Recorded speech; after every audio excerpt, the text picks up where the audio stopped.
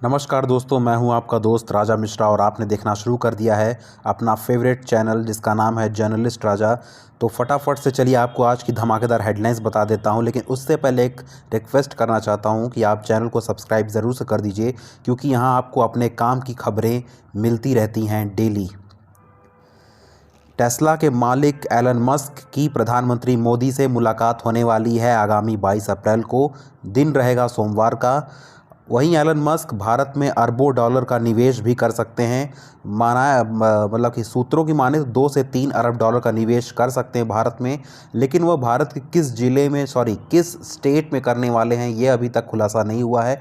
लेकिन मैं होप करूंगा कि उत्तर प्रदेश में कर दें तो बहुत अच्छा रहेगा। बिहार, उत्तर प्रदेश जैसे राज्य में कर दें तो अच्छा रहेगा, क्योंकि वहाँ पे रोज़गार की बहुत ज़रूरत है।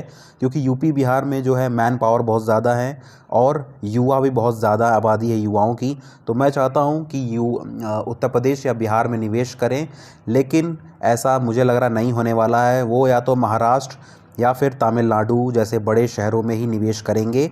लेकिन अभी खबर आई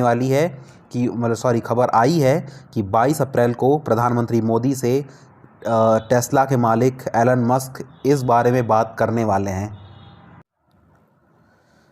पश्चिम बंगाल में बुधवार को रामनवमी की शोभा यात्रा निकाली गई है, जहां पे झड़प की घटना सामने आई है। मतलब वहां पे बमबाजी भी की गई है और जो शोभा यात्रा में लोग शामिल थे उनके ऊपर से पथराव भी किया गया है, जिसको लेकर विपक्षी जो पार्टी है भारतीय जनता पार्टी, वह राज्य की पार्टी टीएमसी पर सवाल दाग रही है और आरोप भी लगा रही है।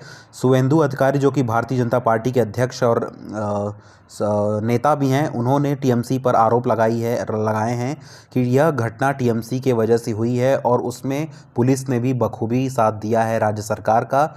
और शुवेंदु अधिकारी ने इस घटना को लेकर राज्यपाल को चिट्ठी लिखकर कहा है कि आप एनआईए से इसके लिए जांच करवाएं, जो कि निष्पक्ष रूप से होना चाहिए कि इसके पीछे असली हाथ किसका है। तमिलनाडु में एक बहुत अजीब सा खबर आया है आज सामने। वहाँ पर किसी ने फ्लिपकार्ट, टाटा और बिग बास्केट जैसे बड़ी ई कॉमर्स कंपनी के खिलाफ इलेक्शन कमीशन से शिकायत दर्ज की है।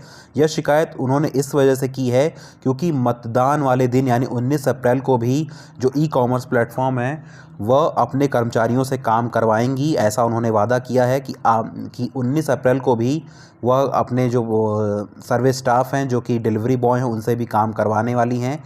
उनसे भी मतलब डिलीवरी का काम करवाएंगी और 100% जो जहाँ जिसकी डिलीवरी है वो भी करवाने वाली हैं। तो यह बिल्कुल गलत चीज़ है, क्योंकि उस दिन मतदान है और सबको मतदान करने का अधिकार है और सबका हक भी है।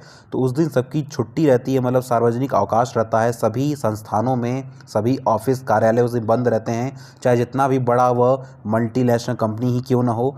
तो ऐसा मतलब डिलीवरी बॉय के साथ ऐसा अत्याचार क्यों किया जा रहा है, उनसे उनका हक छीना जा रहा है। इस वजह से ऐसा जो है इलेक्शन कमीशन के पास मतलब कि शिकायत किया गया है। और वैसे भी यार मैं भी इसके फेवर में हूँ, क्योंकि मैं भी चाहता हूँ कि उस दिन सभी लोग मतदान दें और ज़्यादा से ज़्यादा प्रतिशत मतदान होगा तभी निष्पक्ष नतीजे हमें आने वाले दिनों में काउंटी के वक्त दिखाई देंगे।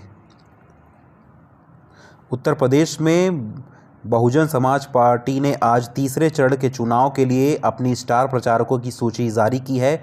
इसमें मायावती ने 40 स्टार प्रचारकों की सूची जारी की है, जिसमें मायावती, सतीश मिश्रा और उनके मायावती के जो भतीजे हैं आकाश, वो भी रहने वाले हैं।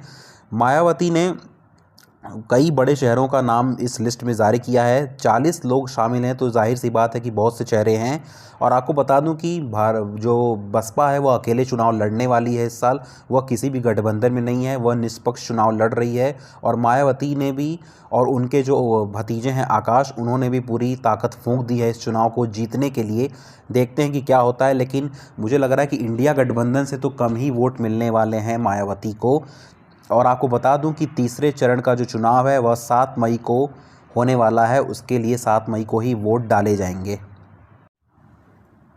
अगर आप भी आईपीएल के शौकीन हो और आईपीएल को आप स्टेडियम में देखना ज़्यादा पसंद करते हो, लाइव स्टेडियम में बैठकर, तो इस वक्त थोड़ा सतर्क हो जाइए, क्योंकि जो एलएसजी और चेन्नई सुपर किंग्स के आईपीएल मैच की टिकटें हैं, जो कि कल होने वाला है मैच इकाना स्टेडियम लखनऊ में, लखनऊ वर्सेस चेन्नई का मैच, उसकी टिकट की कालाबाजारी हो रही है।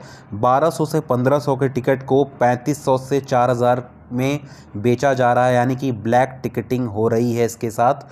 तो जो दलाल हैं वो इसका पूरा फ़ायदा उठा रहे हैं। अगर आपको पसंद है स्टेडियम में मैच देखना तो आप प्लीज़ अलर्ट हो जाइए।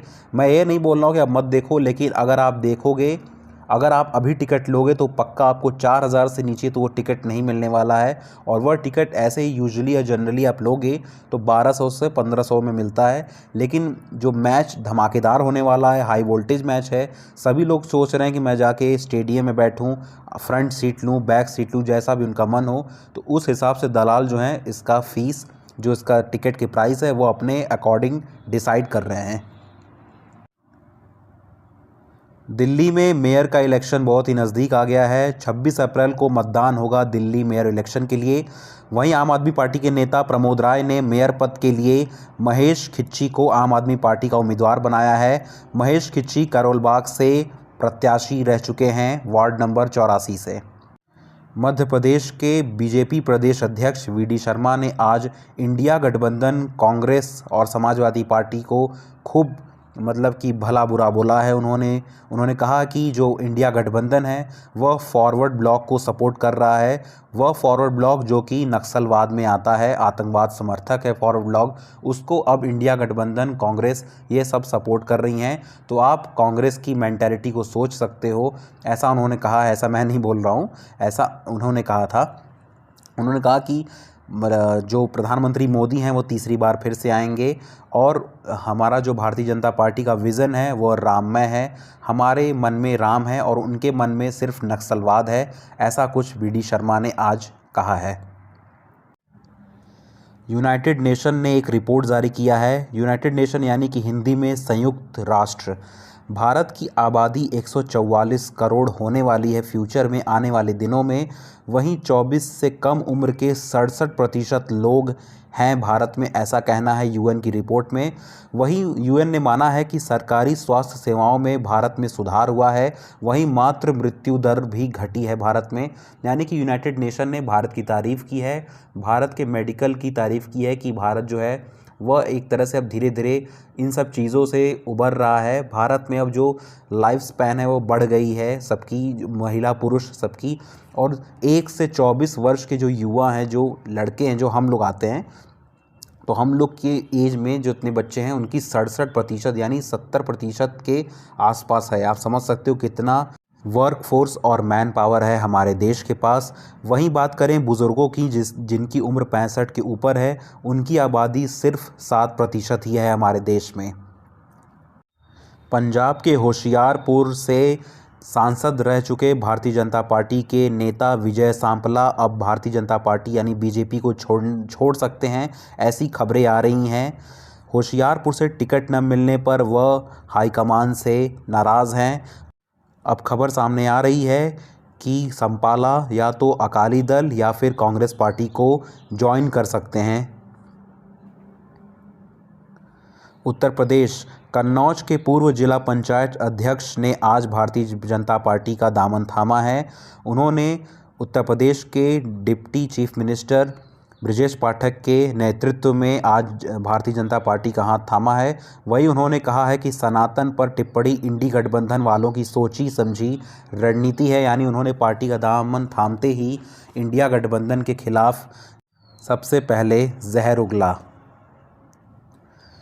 लोकसभा चुनाव से ठीक पहले भारतीय जनता पार्टी ने एक बार और अपनी कैंडिडेट की लिस्ट जारी की है। लोकसभा चुनाव के लिए भारतीय जनता पार्टी की एक और सूची जारी हुई है। महाराष्ट्र के रत्नागिरी और सिंधुदुर्ग से नारायण राणे को पार्टी की तरफ से टिकट दिया गया है।